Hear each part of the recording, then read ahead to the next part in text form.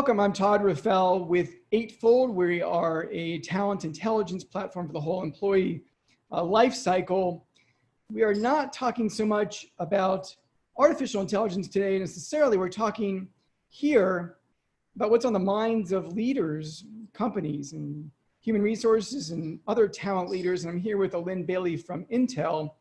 She heads up talent transformation there at Intel, and talent transformation is pretty wide ranging. It can range from recruitment marketing, technology, change management, analytics, just bringing on new ways of doing things and thinking into talent acquisition, talent management.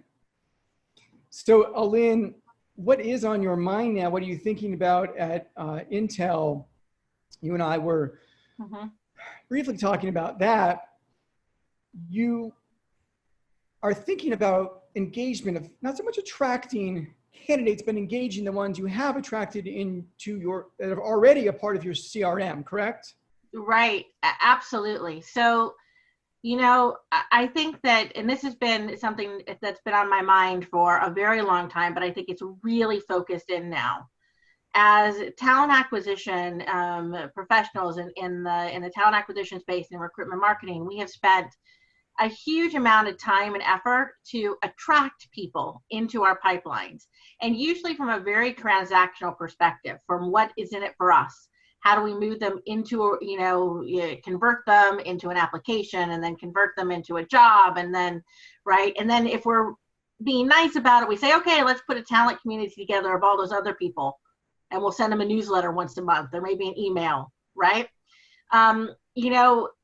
At the end of the day, there's this really great article that Mark Cuban actually just put out on, I found it on LinkedIn, but I've been seeing similar things being written by other people that says, listen, how your company treats its employees today is going to be the differentiator for whether or not you're able to attract talent in the future.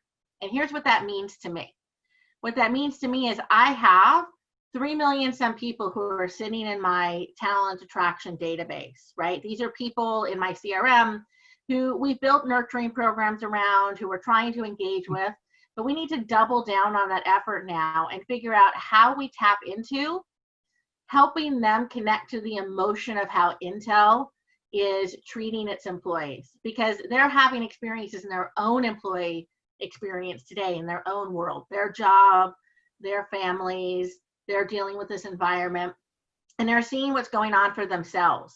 I want them to look at what Intel's doing and be able to recognize it for what it is, see it as something that makes them feel good, right? Like, that's good stuff. I wish I had that. That's what I want. I want that sense of security, right? Because we know emotion drives thought, and that thought then should translate to something like Intel's a great place to work. I may not have we want to work there today, but maybe I want to work there tomorrow. Or if I'm now out of a job in 3 months because of the economy and I'm looking for new opportunities and Intel's innovating in new spaces, I'd like to understand how I fit into that. Yeah. I want to drive those thoughts, and that'll drive their actions. So if we understand the psychology of it, emotion is the fundamental thing that drives all behavior. And right now is a hugely emotional time. How do we tap into that from an employer marketing perspective? And it's about making real authentic connections. Amen to everything you just said. Companies have gazillions of people in their pipelines, but don't nurture them. They don't segment them by who's in those pipelines. Right. And they don't really strike a lot of emotion. They usually send a newsletter every so often that doesn't necessarily move people. The other thing that you and I and a couple others were tweeting about was you had said, and again, I agree, that other companies are now becoming more open to the fact that people can work remotely. We don't want to belabor remote work, except this is something that you've said is on your mind, and that is you have a lot more competitors potentially, because other companies are going to be more competitive all over the world that were not before, because now they're open to remote work. And you, who were open to having people work anywhere, are now competing with other companies who will be more open to having people work anywhere. And that's having to change your thinking, right? Yeah, it absolutely does. And it means that we have to really start thinking about how we work with our business leaders to understand the downstream implications of this. That this is no longer going to be a temporary solution that we're all working from home or working remotely, or that we can figure out ways to operate in this way. This starts to become the new norm, the new expectation.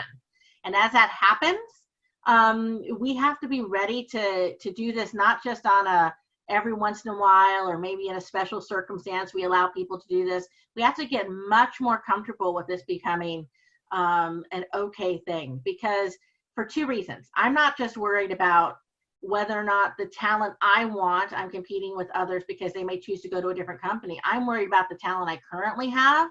Yeah. And that talent now sees opportunity to work in this way, is starting to become comfortable with it. The longer they do it, they're going to see the flexibility and the options around it.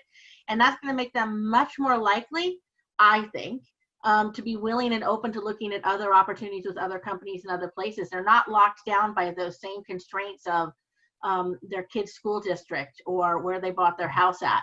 Right. And that's a big deal for us. That changes the game. And you and I were talking about the companies that will be among the losers will be those who try to replicate management practices that were not so great in the first place and make those poor management practices happen remotely. So in other words, loading people up with inflexible schedules and tons of meetings and things, but doing so remotely. That's not going to be a successful strategy. It's combining remote work with flexibility and letting people prosper and work as they do best. You and I both talked about waking up at strange hours and going to sleep at strange hours and making that very effective and working a lot, but over a different schedule than you would have in person. Right. I mean, I've been very lucky. One of the things that I love about working for Intel is that I have a series of life circumstances that make it important for me to need to work from home. And although that's not been the norm across the company, they've accommodated me to do that because, they're appreciative of talent, and I appreciate that they allow that flexibility. But what that's meant of a decade of doing this is, I'll tell you, it has been a great thing because it's allowed me to work with more global teams, right? My schedule is the oddest schedule on the face of the planet for some people. I work from 4 a.m. till about 8 a.m. I wake up my daughter, I get her to school, I have a cup of coffee with my husband, and then I come back into the office and into my home office, and I work here for 4 or 5 hours straight. And then I'll get up and I'll, putter around the house and take the dog for a walk and relax. And then I'll be online sometimes till, midnight. And that's okay. I'm not working more hours. I'm sometimes working smarter hours. I get to work with people around the world because my lifestyle is flexible and allows me to do that. And I think it's allowed me to be more engaged and do more interesting work and to have a more flexible world that works for me. But we start going to these frameworks where everybody starts to work from home and companies think they're just going to start doing the same thing the way they've always done it. A set of stand-up meetings every day, at noon and at 5 and at 4 for the 6 different projects that I work on, does not make for a flexible work environment, right? That doesn't help us. So, yeah. Beautifully said. Allyn Bailey, who heads up talent transformation at Intel, good luck with everything you're working on, thinking about. Great. Thanks, Todd. Thanks. Good luck, everybody.